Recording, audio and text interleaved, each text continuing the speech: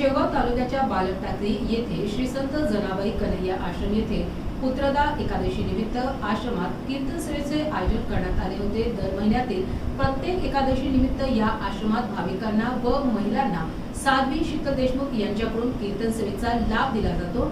या आश्रमामध्ये मुलींना मोफत अध्यात्माचे वेदांचे शिक्षण दिले जाते। यावेळी महिला भाविक मोठ्या संख्येने उपस्थित होत्या। यूसीएन टीव्ही प्रतिनिधी पांडुरंग निंबाळकर, शेवगाव।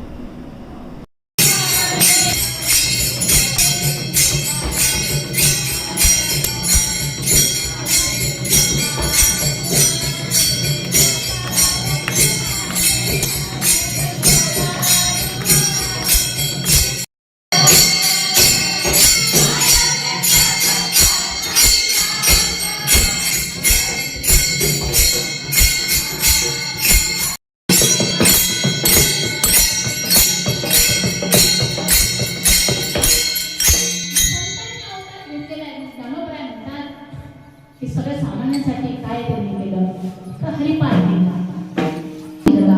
संत महात्मे काय करतात, आपले जिथे अहित असेल ना तिथून काढतात आणि आपल्याला योग्य मार्गदर्शन करून सगळ्यांकडे तो भवाडा म्हणतात। अरे काय चौथी जाना साही शास्त्री कारण 18 एखाद्याला खूप ज्ञान आहे कारण परंतु ते सर्व गुणगान करतात।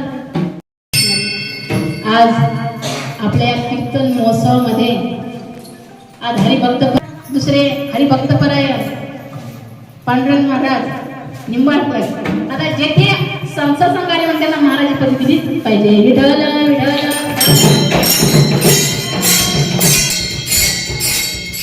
अधिकार वेद शिकण्यासाठी वेद जो आहे वेद त्याचा अधिकारी वेद मंथन करून हे करा। पण ज्ञानोबा म्हणतात तुम्ही काही करू नका, ठाईचं बेसोनी करा एक चिंतन आवडले सांगत नाही।